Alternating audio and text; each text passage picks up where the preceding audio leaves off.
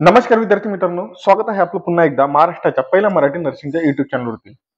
तर काल CET sale करणं एक नोटीस आलेली आहे. नोटीस नंबर 19 नंबरची ही नोटीस आहे, ज्यामध्ये ज्या विद्यार्थ्यांनी सीईटी दिलेली आहे, पण काही कारणामुळे सीईटी सेलला रजिस्ट्रेशन केलेलं नव्हतं, त्या सर्व विद्यार्थ्यांसाठी ही एक आनंदाची बातमी आहे.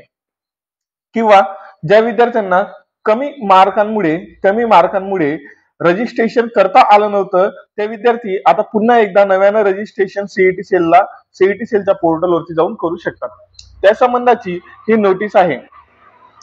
या नोटीसचा जो रेफरन्स आहे, तर इंडियन नर्सिंग काउन्सिल यांनी दिलेलं लेटर किंवा नोटिफिकेशन नंबर 13/2025 22 तारखेला INC ने लेटर दिलं होतं, ज्यामध्ये डेट एक्सटेंड झालेली आहे. कोणाची? तर सगळेच जे नर्सिंग कोर्सेस आहेत त्यांच्या ऍडमिशनची जी डेट आहे ती डेट एक्सटेंड झालेली होती. या संबंधीचं लेटर INC ने त्यांच्या ऑफिशियल वेबसाईटला पब्लिश केलेलं होतं. त्या नोटीसच्या किंवा त्या नोटिफिकेशनचा रेफरन्स घेऊन आजची ही सीईटी सेलकडनं काल सीईटी सेलकडनं 29 तारखेला आलेली ही नोटीस. तर ज्या विद्यार्थ्यांनी फक्त सीईटीची परीक्षा दिलेली होती व त्यांना मार्क्स कमी आहेत, पुन्हा एकदा बोलतो, सीईटीची परीक्षा दिलेली आहे पण काय आहे, मार्क्स कमी आहेत, त्या विद्यार्थ्यांना आता पुन्हा एकदा नव्यानं रजिस्ट्रेशन करता येईल. ज्या विद्यार्थ्यांना 0% असतील, अगदी 0% असतील, ते विद्यार्थी देखील आता काय करू शकतात, रजिस्ट्रेशन करू शकतात. आणि इथून पुढे त्या विद्यार्थ्यांसाठी काय राहील, तर कॅप राऊंड हे राबविले जातील आणि त्या विद्यार्थ्यांना कॅप राऊंड थ्रू ऍडमिशन हे मिळेल. तर चला मग नोटीस वाचून घेऊया. In view of extended cut off date of admission by Indian Nursing Council. तर इंडियन नर्सिंग काउन्सिलने जी कट ऑफ डेट आहे कशाची, तर बीएससी नर्सिंग सगळ्याच जे नर्सिंग कोर्सेस आहे त्या नर्सिंग कोर्सेसची जी ऍडमिशनची कट ऑफ डेट आहे ती काय झालेली आहे, एक्सटेंड झालेली आहे. तर त्या गोष्टीचा प्रेफरन्स घेऊन आणि खूप सारे जे कॉलेजेस आहेत, नर्सिंग कॉलेजेस आहेत, ते खूप साऱ्या नर्सिंग कॉलेजेसकडनं सीईटी सेलला वारंवार रिक्वेस्ट केली जात होती कॉलेजेसकडनं की जी ऍडमिशन डेट आहे ती डेट वाढवायला पाहिजे आणि त्या विद्यार्थ्यांना रजिस्ट्रेशन अलो करायला पाहिजे किंवा त्या विद्यार्थ्यांना रजिस्ट्रेशन करू द्यायला पाहिजे ज्या विद्यार्थ्यांनी फक्त काय दिलेली आहे, फक्त परीक्षा दिली आहे, त्या विद्यार्थ्यांना देखील काय देता यायला पाहिजे, या ठिकाणी ऍडमिशन साठी एक चान्स किंवा एक संधी मिळायला पाहिजे. म्हणून वारंवार कॉलेजेस सीईटी सेलकडे रिक्वेस्ट करत होते. तर ती गोष्ट लक्षात घेऊन सीईटी सेलने जी कॅप राऊंडची ऍडमिशन प्रोसेस साठी रजिस्ट्रेशन आहे, कॅप राऊंडच्या रजिस्ट्रेशन साठी जे प्रोसेस आहे ते पुन्हा एकदा नव्यानं काय केलेलं आहे, त्यांच्या ऑफिशियल वेबसाईटला सुरू केलेलं आहे. म्हणजे तुम्ही पुन्हा एकदा सीईटी सेलला रजिस्ट्रेशन करू शकतात.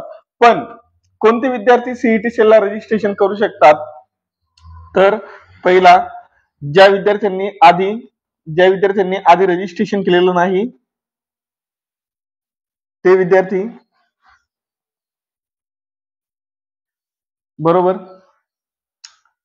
आणि ज्या विद्यार्थ्यांचं मार्क्स कमी असल्यामुळे रजिस्ट्रेशन झालं नाही ते विद्यार्थी. तर हे दोन संबंधित विद्यार्थी, या दोन याच्यामध्ये जे विद्यार्थी बसतात ते विद्यार्थी या ठिकाणी काय करू शकतात, पुन्हा एकदा नव्याने सीईटी सेलला रजिस्ट्रेशन करू शकतात. पुढे शेड्यूल दिलेला आहे, शेड्यूल पण आपण आता बघून घेऊया कसं शेड्यूल आहे. तर या ठिकाणी तुमचं जे ऑनलाईन रजिस्ट्रेशन आहे, तुमचं जे online registration, payment of document uploading, payment, हे सगळं जे आहे, तर हे कधी सुरू होईल, आणि सगळ्यात जास्त इम्पॉर्टंट, इथून पुढे कुठलाही कॅप राऊंड होणार नाही. तर हे कशासाठी आहे, इन्स्टिट्यूट लेवल ऍडमिशन साठी आहे. इन्स्टिट्यूट लेवल ऍडमिशन साठी ही प्रोसेस आहे. कोणासाठी आहे ही प्रोसेस? इन्स्टिट्यूट लेवल ऍडमिशन साठी ही प्रोसेस आहे. ठीक आहे. इथून कॅप नाही होणार.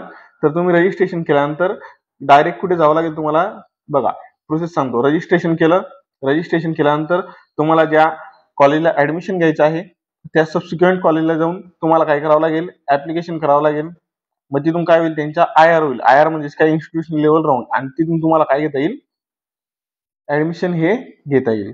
तर अशी ही इन शॉर्ट प्रोसेस राहणार आहे. ठीक आहे. तर सगळ्यात पहिले तुम्हाला online registration, submission of cap application form and session apply. जे विद्यार्थ्यांनी आधी रजिस्ट्रेशन केलेलं नाही ते विद्यार्थी, तर त्याची डेट काय आहे? त्याची डेट आहे 30 तारखेपासून, म्हणजे आजपासून तर 5 नोव्हेंबर पर्यंत. आजपासून तर 5 नोव्हेंबर पर्यंत या ठिकाणी तुम्हाला 6 दिवस तुम्हाला या ठिकाणी मिळत आहेत. पुढे दुसरं काय आहे? तर तुम्ही जे रजिस्ट्रेशन केलेलं आहे त्याच्यासाठी तुम्हाला एक आय थिंक 1000 रुपीजचं तुम्हाला चलन पे करावं लागतं. रजिस्ट्रेशन फीस पे करावी लागते. ती कधीपर्यंत भरू शकता तुम्ही? 30 तारखेपासून तर 5 तारखेपर्यंत. तुमचे सगळे जे ओरिजिनल कलर स्कॅन डॉक्युमेंट आहेत ते तुम्हाला 30 तारखेपर्यंत तर 5 तारखेपर्यंत अपलोड करायचे आहेत. आणि त्यानंतर काय होईल? तर कंबाईन पब्लिकेशन होईल. कंबाईन रजिस्टर कॅन्डिडेटची लिस्ट किंवा कंबाईन मेरिट लिस्ट पब्लिश होईल. तर अशी ही तुमचं काय राहणार आहे? शेड्यूल राहणार आहे. त्यासाठी तर ज्या विद्यार्थ्यांनी रजिस्ट्रेशन केलेलं नाही अशा विद्यार्थ्यांसाठी. पुढे all eligible candidate who could not complete their registration earlier are advised to complete the registration as per the above schedule. ज्या विद्यार्थ्यांनी, जे पात्र विद्यार्थी आहेत त्यांनी पूर्वी रजिस्ट्रेशन केलेलं नाही अशा सर्व पात्र विद्यार्थ्यांना काय आहे? पुन्हा ही संधी आहे की ते पुन्हा एकदा नव्यानं काय करू शकतात? रजिस्ट्रेशन करू शकतात आणि ऍडमिशनच्या प्रोसेसला जाऊ शकतात. पुन्हा एकदा रजिस्ट्रेशन करू शकतात आणि ऍडमिशनच्या प्रोसेससाठी ते जाऊ शकतात. तर अशा पद्धतीची ही नोटिफिकेशन आहे. या संबंधातील तुम्हाला कुठलीही अडचण असेल तर तुम्ही मला विचारू शकतात. आणि यानंतर अजून एक गोष्ट, लेक्चर्स आपल्या चॅनलवरती सुरू झालेले आहेत आणि खूप सारे विद्यार्थी अजूनही लेक्चर बघत नाही आहेत. सगळ्यांना एक विनंती आहे, कृपया तुमचं बेसिक क्लिअर करण्यासाठी सुरुवातीपासून लेक्चर बघा. जरी तुम्हाला तो संबंधित टॉपिक कॉलेजला शिकवला गेला नसेल तरी तुम्ही लेक्चरच्या मार्फत तो टॉपिक आधी शिकून घ्या. कॉलेजला गेल्यानंतर सर, तुमचे टीचर्स लोक, तुमचे प्रोफेसर लोक तुम्हाला शिकवतील. तर त्यावेळेस तुमचं काय होईल? रिव्हिजन होईल. आणि आधीच तो विषय अभ्यास केला असल्यामुळे, आधीच तो टॉपिक अभ्यास केला असल्यामुळे काय होईल? तर तुम्हाला जो टॉपिक आहे, जो सब्जेक्ट आहे तो समजायला सोपा जाईल. तर यासाठी तुम्हाला काय करायचं आहे? चॅनलला सबस्क्राईब करायचं आहे. मेंबरशिप तुम्हाला जॉईन करता येत असेल तर एक 59 रुपीजची मेंबरशिप आहे, ती तुम्ही जॉईन करून घ्या. आणि हे जे आपलं चॅनल आहे ते इतर तुमच्या कॉलेजच्या विद्यार्थ्यांपर्यंत पोहोचवा. तुमचे कलिग्स जे आहेत, तुमचे कॉलेजचे जे फ्रेंड्स आहेत त्यांच्यापर्यंत हे पोहोचवा, जेणेकरून आपण लवकर ग्रो करू आणि एक फ्री ऑफ कॉस्ट जे लेक्चर सुरू आहे त्याचा फायदा सर्वच विद्यार्थ्यांना होईल. त्या उद्देशानं तुम्हाला एवढं कामगिरी करायची आहे. Till then friends, take care.